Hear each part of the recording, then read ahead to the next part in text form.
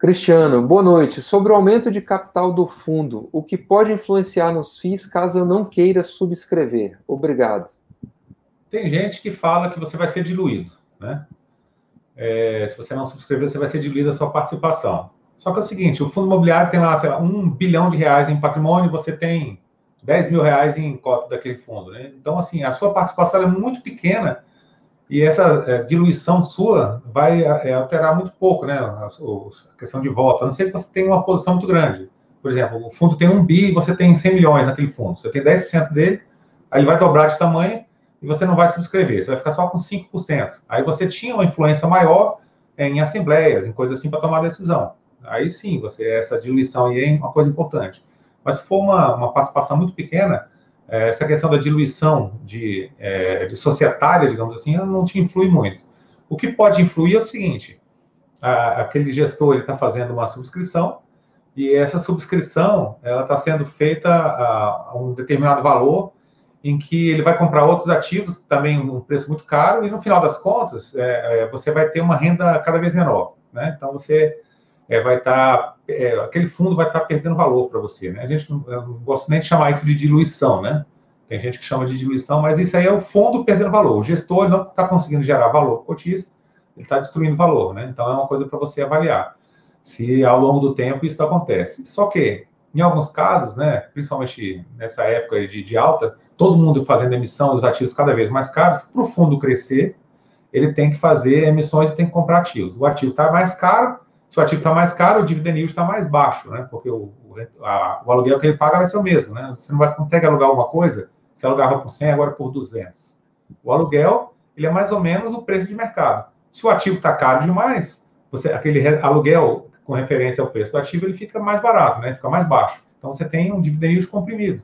Então, o cara fez a aquisição, o ativo é muito bom, ele vai gerar um valor ao longo do prazo, mas num primeiro momento, você vai ter uma diminuição da sua renda. Muita gente não gosta disso, embora esse fundo fique mais diversificado e fique mais seguro ao longo do tempo.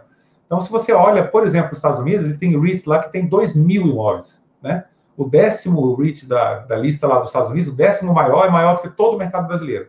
E a gente fica aqui olhando ainda, o fato relevante, né, se um determinado fundo recebeu o aluguel que estava atrasado há 2 dias, né, de uma loja que tem 5% do valor do aluguel. Então, são coisas assim completamente loucas, né? Como é que você vai tomar conta de tudo, né? Você tem lá...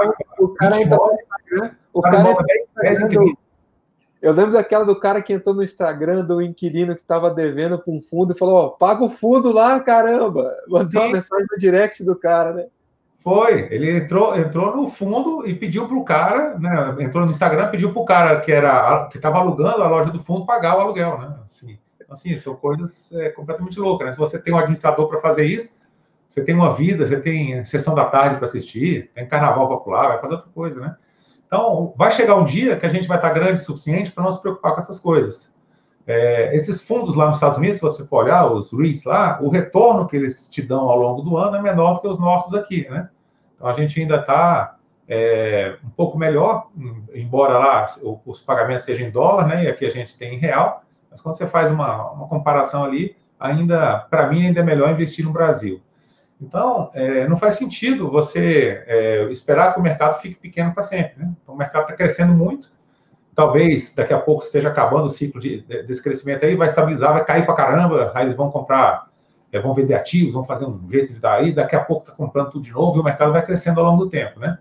Então, em momentos de baixa, eles vão tentar fazer lucro, vão tentar distribuir uma coisa a mais ali, e você vai ter que prestar atenção em cada gestor. O que o gestor fez e se aquilo está gerando valor para o acionista ou não, né? Se está mantendo aquele portfólio, o que ele está fazendo para diminuir a vacância, como é que foram as renovatórias, e tudo isso aí que são histórias que você tem que contar, que você tem que escrever ali, né, registrar, para que você saiba, né, ao longo do tempo, quais são os bons gestores e quais são os fundos que vale a pena você permanecer.